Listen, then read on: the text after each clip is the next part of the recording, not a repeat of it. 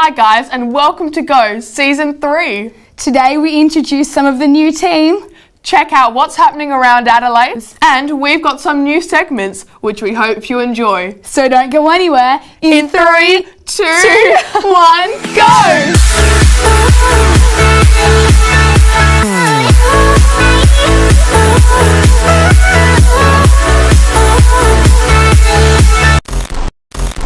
Belinda Morel is a much-loved children's author, having written over 30 books for children and youth. Some of her books include Lulu Bells, the Sun Sword Trilogy, The Forgotten Pearl, The Lost Sapphire, and her latest book, Pippa's Island. Today Belinda is in Adelaide, and I had the pleasure of doing an exclusive Go interview with her.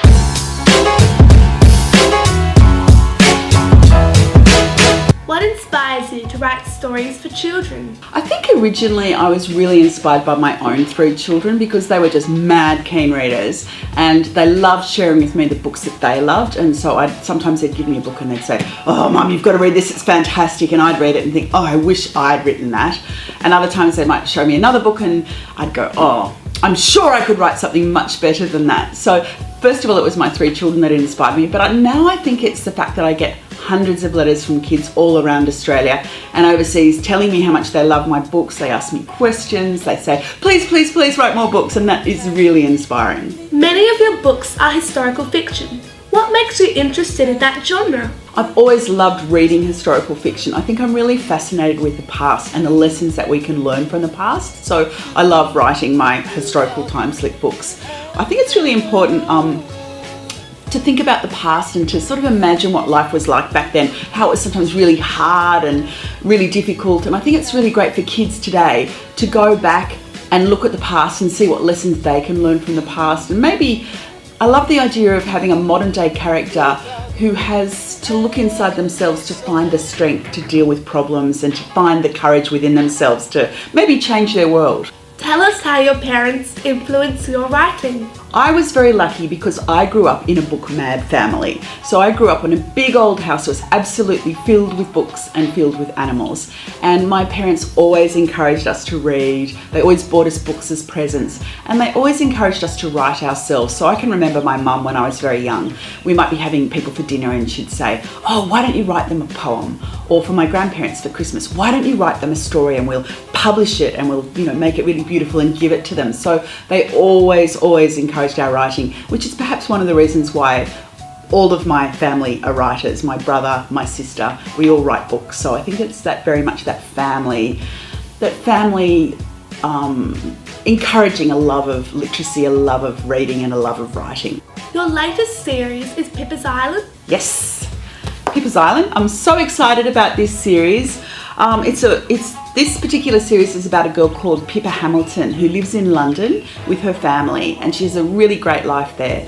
Until one day her mum has this really crazy idea, and that is to pull the children out of school, sell up everything and move to the other side of the world. And they move to this gorgeous little tropical island called Kira Island off the coast of Australia.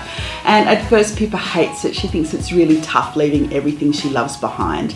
But she soon does make really good new friends and has all these amazing adventures on this sort of beautiful tropical island. And so it's been so much fun to research and write this series. What are you working on at the moment? Well, I have a very exciting year this year because in my new series, Pippa's Island, I have 3 new books coming out this year.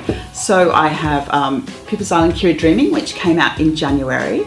I have Pippa's Island Camp Castaway, which has just come out, which is so exciting. And at the moment I've just finished writing book 5 in the series called Puppy Pandemonium, and that'll be coming out in December. So we're just working on editing that book at the moment. I've just seen the cover and it's absolutely gorgeous, so I'm so thrilled with that. And today I've been working on the blurb for the back of the book. So I'm really excited about the 5th book coming out in the Pippa's Island series later this year, which will be really great. So that's what I'm working on at the moment. Where can we find more information about you? Okay, so I have a fantastic website called www.belindamorel.com.au, and so I've got lots of fantastic things there. There's a lot about my inspiration. There are teachers' notes there are activities that kids can do, there's blurbs on all of my books, and there's also contact details. So I love getting letters from kids all around Australia, so if anyone wants to write to me, they can find my contact details on my website and send me a letter. I'd love to hear from you. Thank you so much, Belinda, for your time. It's been a great experience. Thank you so much, Jenna. It was just lovely talking to you, and I really enjoyed coming to your school today. It was great to meet you and all of the girls. It was fantastic.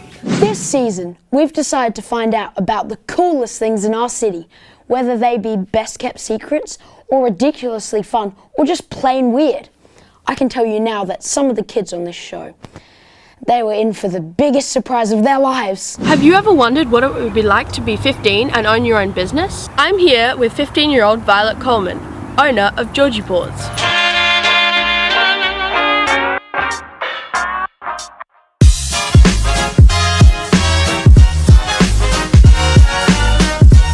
Well, Violet, thanks very much for your time today. I was just wondering how Georgie Paws all began. When I was 13 years old, I decided, hey, that's pretty cool. My mum runs a business. I always knew I was going to run a business. Matter of fact, just finding what that business would be about. And we were on a long car ride, and my dogs actually needed a coat. And I was like, oh yeah, I could do like a business in dog coats. But Mum's like, no. We're not going into the rag trade, as she's had previous experience in that. So I was like, well, why don't let's do collars and leads. Every dog needs one, so it's pretty practical. What inspires your designs? Mainly the polo and equestrian kind of vibe with like those polo belts you can see. They're our main source of inspiration, but yeah, I think I just love coming up with new designs and everything, so yeah. So how successful is Georgie Paws? Georgie Paws is, well, for me, coming out with just an idea of a business. If we actually selling products, I think that's fine, pretty successful. I'm in about 110 stores at the moment, so for me that's pretty cool, even though we haven't done a full financial year at the moment, so I think that says a lot. So what challenges did you have to face, and how did you overcome them? Probably when you get noticed by people saying, oh, do you have this type of collar or something, and we're trying to meet with people's needs, but also trying to do something a bit unique and something that we like as well. I think just kind of combining both of what the consumer and what we like together kind of overcomes that problem. Are there any benefits or downsides being in a mainly adult-based industry? I think there are actually quite a few benefits, and there are always some downsides to everything. Benefits meaning that people are like, oh my gosh, shocked and everything. You get that shock factor saying, oh my gosh, you're only 15 and you already got your own business, so that's really cool. But there's always benefits when people are always thinking, oh, her parents wanted to do this, and they're just making, when that's not true. I did this out of my own will and I love it, so it's a big passion of mine. We are online at georgiepaws.com, as well as we are on Instagram and Facebook at Georgie Paws Australia. So you can follow us there and you'll get all the new tips and tricks about all of our new products coming out. Well, thanks for your time, Violet. I'll definitely go and check out Georgie Paws on Facebook. Last season, we had a great response to our story on Bollywood dancing. So we thought we'd get some of our presenters involved in some new and interesting classes and workshops being here in Adelaide. Yes, whether it's cartooning or spray painting art, hip-hop or a how-to class, we'll get our presenters to give it a go. Watch out for some of the fun things we're going to be getting up to. Hi guys, here I'm at Ground Force Performing Arts. The girls are warming up, so I thought I might just ask one of the directors, Jess, a few questions.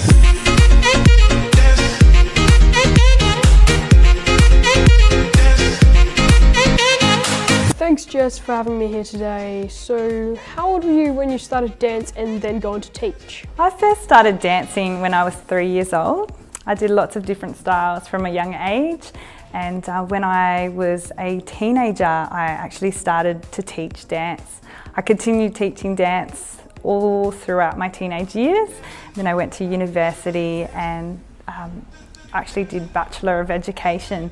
I really always wanted to teach dance, and after university I went on to teaching at a primary school, and so I was there for about 7 years, and finally have started up my own dance school and teaching in my late 20s now, so, and loving it. I love the way you can express your feelings, and it's really good for fitness, and I just love dance and hip hop and ground force. So, Ariana, do you have any moves you can teach? Yeah. Okay, this is one. Like this. And leg in. Good job. I was 2 years old when I started dancing. I started doing ballet, and when I was 6 I started doing hip hop. Around last year I started ground force, and I've just really been loving it here. Do you have a favourite style of dance? Ooh, that's a tough question. Do I have a favourite style of dance? Yes, I do. It would definitely have to be hip hop dance. I love hip hop dance. It's so much fun. You can really relax in hip hop dance, which is great. Also, it's all the music styles that I used to listen to when I was growing up. So how can I not love it? It's absolutely amazing. I also do like lyrical and contemporary as well. What drew you to join La Bomba dance group as part of the La Bomba Las Chica Bomba? I've always had an interest in samba dancing, and when I was, I reckon early 20s, I had a friend who was doing samba dancing, and I thought, wow, this style is absolutely incredible. It's something that I want to get involved with. I saw the costumes, amazing feathers, glitter, and I thought, I need to do that. I haven't done a style like this before. So I started doing salsa dancing with La Bomba, and then I started doing some samba dancing, Brazilian samba dancing, and worked my way up. So now I'm part of a team called Las Chica Bomba, and we perform for lots of different events such as weddings and birthdays, and yeah, it's lots of fun. And now you've opened Ground Force Studios with your business partner to make a difference in children's lives. Was this always a dream of yours? It was always a dream of mine to start up my own studio. I've always wanted to teach children how to dance because it has been such a passion my whole entire life. My business partner and I, Liana, when we were younger, we always started dancing together and had this dream to open up our own school one day. And yeah, it just happened. It just happened, and now we've been doing our studio for, it's been a couple of years now, and hopefully it continues to grow and blossom into amazing things. Thanks, Jess. I might just check out the dance studio now.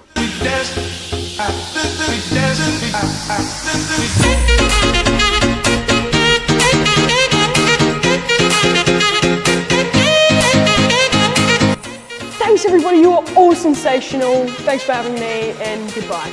Bye!